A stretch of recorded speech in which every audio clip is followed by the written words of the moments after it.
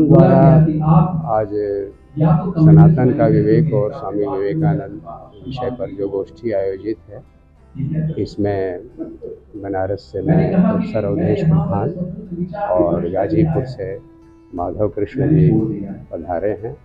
राजेश पल्ले जी ने विषय प्रवर्तन किया और स्वामी विवेकानंद पर चर्चा करना इसलिए ज़रूरी है कि उन्होंने वास्तव में धर्म के वास्तविक स्वरूप को स्पष्ट करते हुए जो सर्वधर्म समन्वय का संदेश दिया, उसका महत्व न केवल भारत के लिए बल्कि सारी दुनिया के लिए बहुत महत्वपूर्ण है।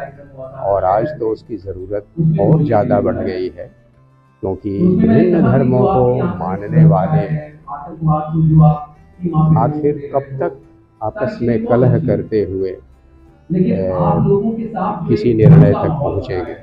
सच्चाई तो यही है कि दुनिया लड़ते झगड़ते हुए आगे नहीं बढ़ सकती। इसलिए बहुत ज़रूरी है कि ये जो विभिन्न धर्म हैं, उनको मानने वाले चाहे जहाँ भी हों अपने देश में, इसलिए भी कि इस देश में शुरू से ही विभिन्न धर्मों को मानने वाले रहें। इसलिए यह अपने आप में एक बहुत बड़ी प्रयोगस्थली है। और स्वामी विवेकानंद मान रहे हैं कि अगर एक धर्म सत्य है तो सभी धर्म सत्य है। और इसीलिए शिकागो में उन्होंने कहा भी था कि हम न केवल सहिष्णुता में विश्वास करते हैं बल्कि सभी धर्मों को सत्य मानते हैं। तो मैं समझता हूँ कि यह उनका बहुत बड़ा संदेश है।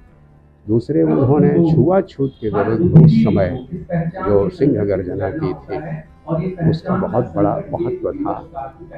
आगे चलकर आज़ादी के बाद भारत ने न केवल सर्वधर्म समभाव का आचरण किया, बल्कि छुआछूत विरोधी कानून सबसे पहले बनाया। और आज हमारा ध्येय है धर्मनिरपेक्ष भारत की ओर बढ़ना, और ऐसे भारत की ओर बढ़ना जिसमें जात पात का जड़ से उन्मूलन हो गया। प्रोफेसर अवधेश प्रधान, बनारस।